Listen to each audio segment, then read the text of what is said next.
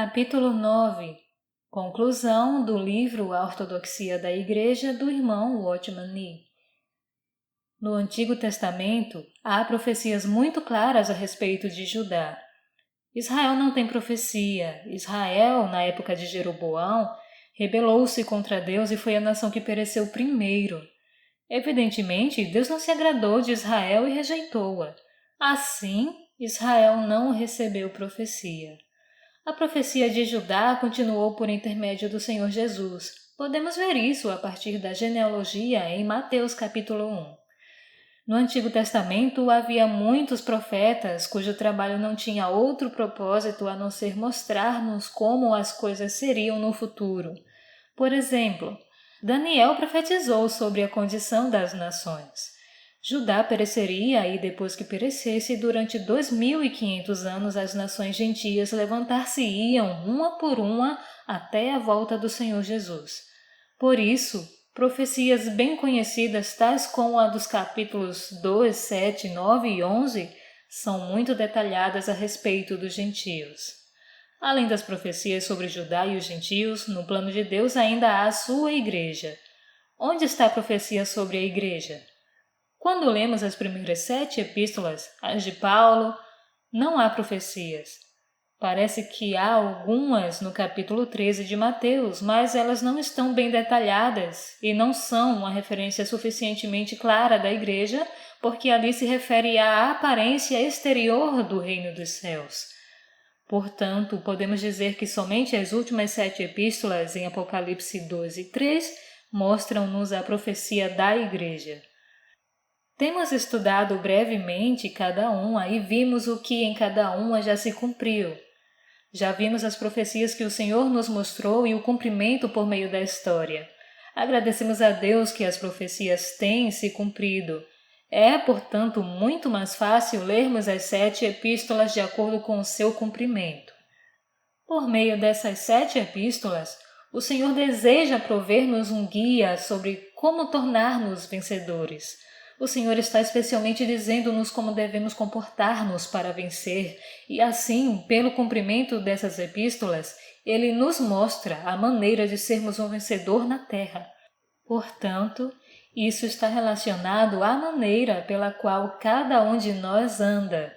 Ao examinarmos essas 7 epístolas juntas, vemos que cada epístola está dividida em 4 seções.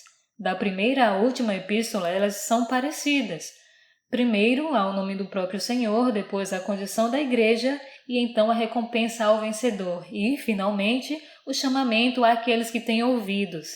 Em cada epístola, o Senhor nos mostra quem Ele é, qual a condição da igreja, o que Ele dará ao vencedor e então apela àquele que tem ouvidos para que ouça.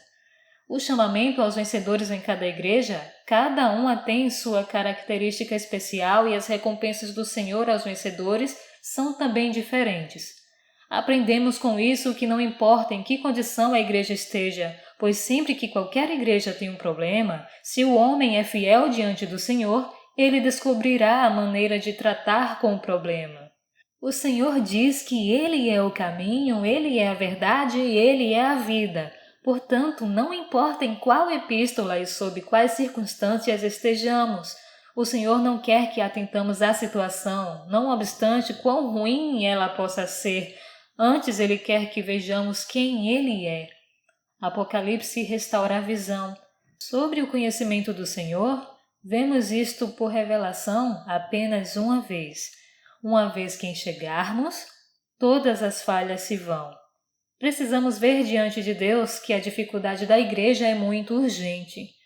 Em tal situação gritamos por socorro, mas o Senhor diz que somente quem o conhece recebe socorro. Então, em cada epístola, o Senhor faz uma afirmação falando o que Ele é. Tal Senhor não será capaz de tratar com essa situação? Assim como é com a igreja, é igualmente conosco. Em circunstâncias difíceis, devemos conhecer o Senhor, que é o oposto à nossa dificuldade. Os outros problemas são secundários. A solução para todos os problemas depende do quanto conhecemos o Senhor. Alguns são capazes de suportar muito, mas outros conseguem suportar somente um pouco. A força para suportar seja muito ou pouco, depende do quanto conhecemos o Senhor. Então, no início de cada uma dessas 7 epístolas, é chamada a atenção para quem o Senhor é. Se um homem não conhece o Senhor, não enxerga. Eles não têm visto quem está sentado sobre o trono e suas virtudes. Se conhecer o Senhor, você descobrirá o pecado do homem e o pecado da igreja. A solução para todo o problema depende do quanto você conhece o Senhor. Quem conhece somente um pouco de Deus tem pouca revelação de Deus e é mais tolerante com as coisas presunçosas. Mas, de cada um que permanece diante do Senhor, Ele remove a tolerância para com aquilo que não esteja de acordo com sua vontade. Então percebemos que se quisermos ser santos, teremos o Senhor.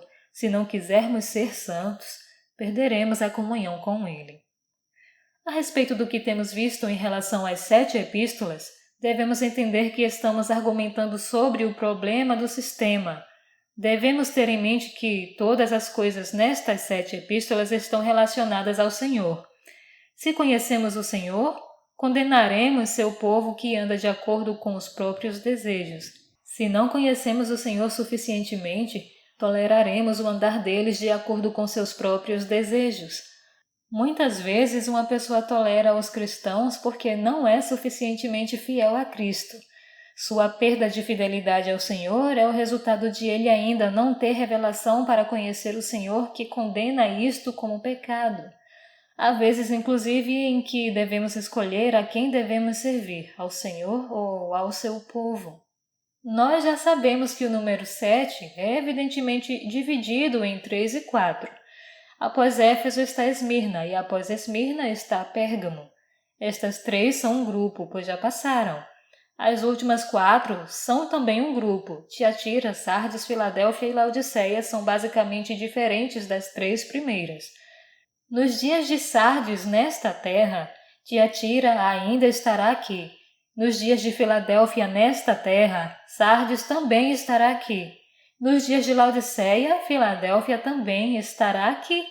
Em outras palavras, as últimas 4 igrejas continuam juntas seus dias na terra. Elas não se iniciam ao mesmo tempo, mas terminam ao mesmo tempo. Essas 4 igrejas hoje são muito significativas. Quando as igrejas protestantes apareceram, a Igreja Católica Romana já estava aqui há mais de 1000 anos. Quando Filadélfia apareceu, as igrejas protestantes já estavam aqui há mais de 300 anos. Quando Laodiceia apareceu, Filadélfia já estava aqui há muitos anos. Nós que nascemos nesta era, deparamos hoje com algo muito especial. Há 4 diferentes tipos de igrejas entre as quais podemos escolher. Se tivéssemos nascido antes do século XIV e XV, não teríamos outro jeito a não ser estar na Igreja Católica Romana. Se tivéssemos nascido no século XVIII, poderíamos optar por pertencer à Igreja Católica Romana ou às igrejas protestantes. No século seguinte, em 1825, Filadélfia apareceu e os irmãos se levantaram. Assim, teríamos 3 dentre as quais escolher. Então, após 1840, Laodiceia apareceu. Hoje há 4 diferentes tipos de igrejas. Em todas as 4 há pessoas que são salvas. Algumas são melhores, outras piores. Deus nos colocou aqui onde há 4 caminhos dentre os quais podemos escolher. Mas o Senhor também nos mostra o seu desejo. Seu desejo não é a Igreja Católica Romana, isto é assunto encerrado. Não há a mínima necessidade de orar se devo ou não ser um discípulo do Papa. Embora essa profecia esteja citada em Apocalipse 2, não há mais necessidade de decidir escolhê-la ou não. Todos os que estudam a Bíblia sabem que o problema de escolher a Igreja Católica Romana acabou-se. A dificuldade está aqui. Muitos irmãos não sabem que o problema de escolher as igrejas protestantes também acabou. O Senhor quer que fiquemos em Sardes? É bastante estranho que muitos estejam satisfeitos por estar em Sardes. Mas se lermos a palavra de Deus, o Senhor nos mostrará que Ele não está satisfeito com Sardes. O desejo do Senhor é Filadélfia. Das 7 epístolas que vimos, somente Filadélfia é louvada pelo Senhor. Nas outras epístolas, o Senhor sempre profere alguma palavra de censura. Esmirna é a melhor e não tem condenação, mas também não recebeu nenhum louvor. Filadélfia, contudo, é diferente. Do princípio ao fim, o Senhor somente a louva. Então surge a pergunta: devemos, pois, unirmos-nos ao movimento dos irmãos? Como se esse movimento fosse unido? Muitas pessoas no movimento dos irmãos já se tornaram Laodiceia. Que devemos fazer agora? Laodiceia também foi rejeitada pelo Senhor. Se não formos cuidadosos, em lugar de avançarmos com Filadélfia, chegaremos em Laodiceia. Há hoje um grave problema ao qual os filhos de Deus precisam prestar atenção. Desde 1921, na China, o Evangelho tornou-se-nos cada vez mais claro.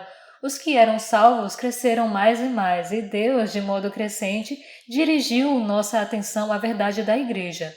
Começamos a ver que a Igreja é inteiramente de Deus, que somente os que são salvos podem estar nela e que somente as palavras que Deus ordenou na Bíblia devem ser guardadas pela Igreja. Durante aquela época, nenhum de nós jamais ouvimos sobre o movimento dos irmãos. Não até 1927, quando começamos a ouvir sobre este tipo de trabalho no exterior. Por meio da literatura continuamente recebida, soubemos que havia um grande movimento avançado enchendo todas as nações do mundo. A reforma foi como esse grande movimento avançado enchendo todas as nações do mundo. Mas, por outro lado, sentimos que muitos entre eles caíram na posição de Laodiceia. Naquele tempo, tínhamos uma pergunta: que diz a Bíblia? Devem os filhos de Deus unir-se a um movimento? Então, gastamos mais tempo para estudar a Bíblia. Tivemos muita clareza de que o que é maior que a cidade não é igreja, e o que é menor que a cidade também não é igreja. Nesta era, Deus nos mostra 4 igrejas diferentes. Podemos dispô-las assim: a Igreja Católica Romana, as igrejas protestantes, os irmãos que amam uns aos outros e as Assembleias dos Irmãos Unidos. A 4ª, a Assembleia dos Irmãos Unidos, caiu na posição de Laodiceia. No que diz respeito a este grupo, ele se tornou uma facção. Perguntei a certo irmão: você acha que pareço um irmão? Ele disse: sim, você é, mas em seu meio há ainda... Imediatamente repliquei: então você é o quê? Não me é suficiente ser um irmão? Em nós estão incluídos todos os redimidos pelo sangue. Se em qualquer momento um irmão é salvo em São Paulo, porém a igreja em São Paulo diz que ele ainda não é um irmão, então a igreja em São Paulo tornou-se uma facção. Uma facção é que requer algo mais de um homem que é um irmão antes que possa ser chamado de irmão. Embora eles não digam que são a Assembleia dos Irmãos Unidos, contudo há uma linha divisória invisível colocada ali. Que tipo de pessoa é a Filadélfia de hoje? A igreja em certo lugar pode ser ou não ser Filadélfia. De fato, não há como eu dizer qual é e qual não é. Talvez a igreja em São Paulo seja Filadélfia e a igreja em outra cidade não seja. Talvez a igreja em Brasília seja Filadélfia e em outra cidade não seja. Hoje isso tornou-se um problema de cada cidade, exatamente como as 7 epístolas são para as cidades. Devemos rejeitar a Igreja Católica Romana e devemos deixar as igrejas protestantes. Do lado negativo, você pode eliminar estas duas, mas do lado positivo, você é Filadélfia ou ainda Laodiceia. É fácil retirar-se das igrejas católica romana e também é fácil retirar-se das igrejas protestantes. Tudo o que precisa fazer é escrever uma carta e sair pela porta da frente. Mas permanece a questão: você está ou não está em Filadélfia? Isso depende de você ter saído pela porta dos fundos. Filadélfia não consegue retornar a Sardes, mas ela pode cair em Laodiceia. A crítica do Senhor a Laodiceia é muito mais forte do que sua crítica a Sardes. Aqui o Senhor quer que aprendamos a exaltar seu nome, pois onde 2 ou 3 estão reunidos em nome do Senhor, ali ele está. Mas você nunca deve exaltar-se. Todo aquele que afirma ser Filadélfia não mais se parece com Filadélfia. Hoje, se você deixou as denominações e viu a igreja, então somente a palavra de Deus pode ser o padrão. Por exemplo, há certo irmão, uma pessoa regenerada. Você pode dizer que ele não é um irmão? Ele é um irmão se conhece a verdade claramente, e ele ainda é um irmão mesmo que não conheça a verdade claramente. Se ele permanece em casa, é meu irmão, e se cai no esgoto da rua, ele ainda é um irmão. Apenas posso atribuir a meu pai a responsabilidade por havê-lo gerado. A característica principal de Filadélfia é o amor fraternal. Hoje este caminho é o único para andarmos, mas nunca tomemos este tipo de atitude. Amo os irmãos que têm e os mais amáveis, mas os que não são amáveis eu não amo. Se ele tem clareza ou não, isso é problema dele. Não devemos nunca dizer, você é um rebelde. O que temos visto hoje é o que nunca vimos no passado. Talvez no próximo ano esse a quem desprezamos também veja o que vimos hoje. Enquanto ele lê a Bíblia, o Senhor também mostrará luz a ele.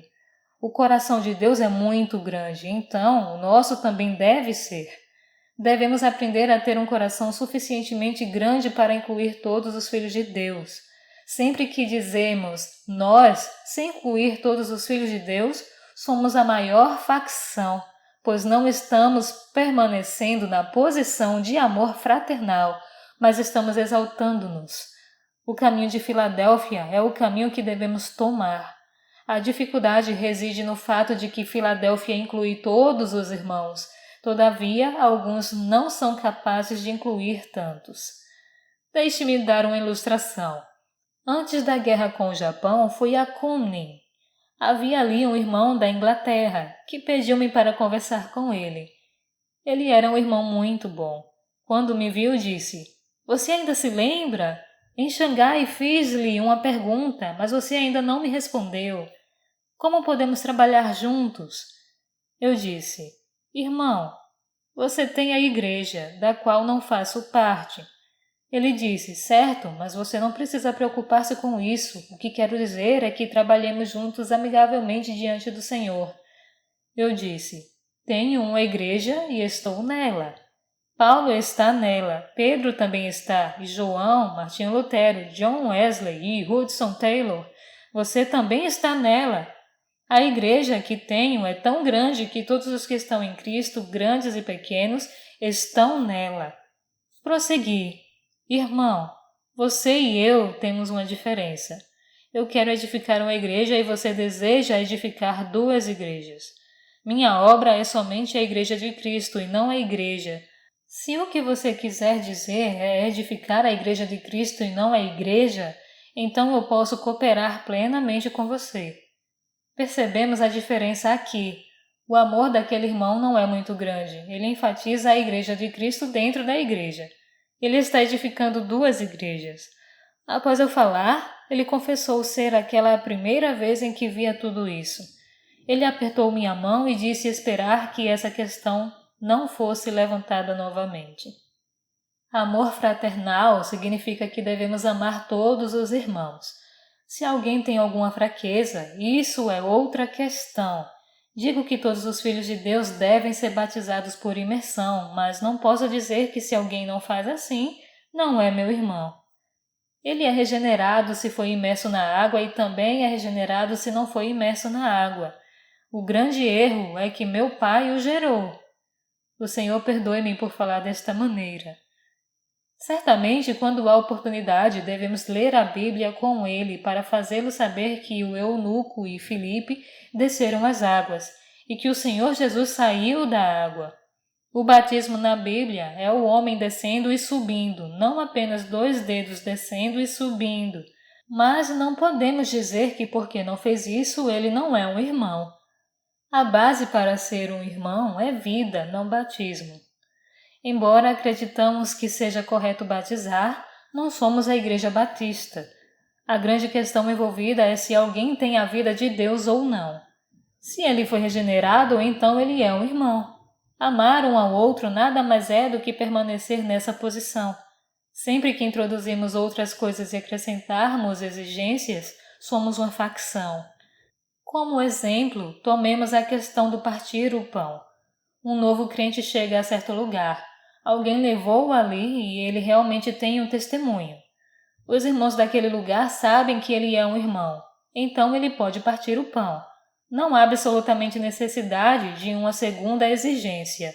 Ele crê que a grande tribulação durará 7 anos? Se o arrebatamento será parcial ou total? Se questionamos as pessoas dessa maneira, estamos errados no que é básico. Se amamos apenas os irmãos que são como nós, somos sectários ao testemunho do amor fraternal. Graças a Deus, somos todos irmãos. Todo aquele que é redimido pelo sangue precioso é um irmão. Se algo de nós mesmos vem à tona, deve ser orgulho. Alguns dizem, só nós estamos certos, vocês, irmãos, estão todos errados. Mas o pão deve incluir todos os irmãos certos, bem como todos os irmãos errados. Quando desejamos seguir o Senhor de tal maneira, quando desejamos amar todos os irmãos, isso não quer dizer que todos os irmãos nos amarão. Precisamos perceber isso. Sardes saiu de Tiatira, embora Sardes estivesse seguindo a vontade do Senhor, era inevitável que ela fosse odiada por Roma. Do mesmo modo, quando Filadélfia sai de Sardes, as denominações levantar-se-ão contra ela, porque elas precisam manter sua organização. Elas dirão que se agir assim, nós não amamos nossos irmãos. Do ponto de vista deles, amar os irmãos é amar Sardes, como se amar os irmãos e amar as denominações fossem a mesma coisa. Aqueles cuja intenção é manter as denominações condenarão como deficiente nosso amor, porque não edificamos as denominações deles. Mas devemos ter clareza de que amar os próprios irmãos e amar as denominações que estes irmãos amam são duas coisas diferentes. Além disso, devemos perceber que amar a igreja toda está baseado unicamente no fato de alguém ser ou não ser um irmão. Se entre todos os irmãos apenas amamos uma parte deles, então estamos amando somente os irmãos que estão dentro do nosso círculo. Esse tipo de amor pelos irmãos não é realmente amor pelos irmãos, mas amor pela divisão. Se não abandonarmos esse amor pela facção, não podemos amar os irmãos. O amor pela facção não somente não é certo, mas é taxativamente errado. Amar uma facção é o maior obstáculo para amar os irmãos. A menos que um homem abandone o amor pela facção, ele não conseguirá amar os irmãos. Mas um homem que ama os irmãos por não ter ele nenhum amor por facção é criticado pelos outros como não tendo amor. Isso é comum, não é nada estranho. Vamos levantar outro ponto. Vencer é mencionado 7 vezes nestas epístolas. O Senhor fala a Éfeso: arrepende-te. Como vencer? Depende da descoberta da perda do primeiro amor. O vencedor de Esmirna nada tem além das palavras do Senhor: ser fiel até a morte e receberá a coroa. Em Pérgamo, o Senhor é contra os ensinamentos de Balaão e dos Nicolaítas. Assim, todo aquele que rejeita os ensinamentos de Balaão e dos Nicolaítas é um vencedor.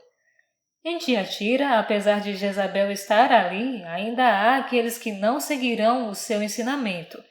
O Senhor diz: conserva o que tens. Isto é vencer. O Senhor não lhes pede para levantarem-se a fim de serem um Lutero. Em Sardes há uns poucos que estão vivendo. Embora em Sardes não haja nada perfeito, contudo o Senhor diz: quem estiver vestido de vestes brancas é o vencedor. Notavelmente, então, para Filadélfia, embora ela tenha aprovação e sofrimentos, o Senhor diz: conserva aquilo que tem, então você já terá vencido. Ela deve andar com o Senhor subjetivamente.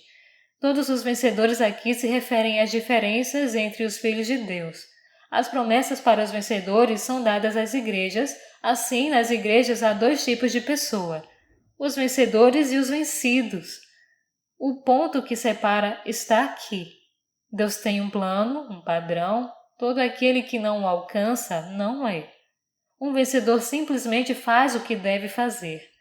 Muitos têm um conceito errado, achando que vencer significa ser especialmente bom. Todavia, vencer é o grau mínimo. Vencer não é estar acima do nível, mas estar no nível. Se você é capaz de atingir esse padrão, você é um vencedor. Falhar significa que você não é capaz de alcançar o plano de Deus e está abaixo do nível. Hoje há uma coisa que muito me alegra. Deus não me deixou nascer na era de Tiatira, há quase 1400 anos. Deus também não me deixou nascer na era de Sardes. Nascemos nesta era, a era de Filadélfia, que existe há mais de 100 anos. O Senhor nos colocou em Filadélfia para sermos Filadélfia. Hoje em Laodiceia também há muitos vencedores, mas estes são apenas os vencedores em Laodiceia. Em toda a história da Igreja, nunca houve oportunidade melhor do que a nossa hoje. Ao vencedor, falo-ei coluna no santuário do meu Deus, e daí jamais sairá. Entre os irmãos, 8 ou entre 10 saíram. A promessa do Senhor aqui é muito maravilhosa. Se uma coluna no templo de Deus sair de novo, o templo desabará. Os 3 nomes seguintes são especiais: o nome do meu Deus, o nome da cidade do meu Deus e o meu novo nome. Qual é o significado de um nome? Há grande significado em um nome. O nome de Deus representa a glória de Deus. O nome da cidade de Deus é Nova Jerusalém. Em outras palavras, Filadélfia cumpriu o plano de Deus. E o meu novo nome. Quando o Senhor Jesus ascendeu ao céu, ele recebeu um novo nome, o nome que está acima de todo nome. Filipenses capítulo 2, versículos 9 ao 11. Então aqui o Senhor revela que de todas as igrejas ele fixa os olhos especialmente em Filadélfia. Hoje agradecemos a Deus, pois nascemos numa era na qual a condição da igreja é extremamente confusa. Todavia agradecemos a Deus podermos ser os de Filadélfia. Finalmente, devemos lembrar-nos de que o Senhor fala as mesmas palavras 7 vezes às 7 igrejas. Quem tem ouvidos, ouça o que o Espírito diz às igrejas. Devemos atentar a esta palavra. Os olhos do Senhor não estão somente sobre as 7 igrejas citadas aqui. Seus olhos estão também sobre todas as igrejas no mundo todo, passado e presente, aqui e lá fora. O que o Senhor diz, ele diz a todas as igrejas. A condição carente encontrada na época de Éfeso é bastante parecida ao que acontece na Filadélfia de hoje. Embora a era de Esmirna tenha passado, é muito possível que possa ocorrer hoje novamente. Muitas vezes é possível que a condição de uma igreja ocorra em outra. A igreja não é tão simples. Aquelas condições especiais são nada mais do que as condições principais dentro de certo período. É possível que todas as condições ocorram nas 7 igrejas ao mesmo tempo. O Senhor diz aqui: quem tem ouvidos, ouça o que o Espírito diz às igrejas. 2 pessoas andavam por uma rua e uma disse: um momento, ouço barulho de grilos. Seu amigo falou: você está louco? Os carros na rua estão fazendo tanto barulho que dificilmente nos escutamos. Como você consegue ouvir barulho de grilo? Mas ele correu até o muro ao lado da rua e disse para seu amigo esperar e ouvir. É lógico, havia um grilo. Seu amigo perguntou-lhe como conseguia ouvi-lo. Ele replicou: banqueiros só conseguem ouvir o som do dinheiro, músicos só o som de música. Eu sou um entomologista. Meu ouvido consegue ouvir o som dos insetos. O Senhor nos disse que aquele que tem ouvidos e pode ouvir a palavra do Senhor, que ouça. Há muitos que não têm ouvidos e não pode ouvir a palavra do Senhor. Se você tem ouvidos, deve ouvir. Ore para que Deus nos conceda andar num caminho reto. Em qualquer situação, aconteça o que acontecer, devemos escolher o caminho de Filadélfia. Que possamos suportar-nos uns aos outros em amor e que nós possamos sempre ouvir o chamamento do Senhor a estar sempre em Filadélfia. Que o Senhor nos faça estar sempre em Filadélfia e que aqueles que não estiverem sejam resgatados pelo Senhor através de nossas orações como igreja em amor. Amém? Fiquem todos com Deus. Que não esqueçamos que a marca do vencedor é ouvir o que o Espírito diz às igrejas.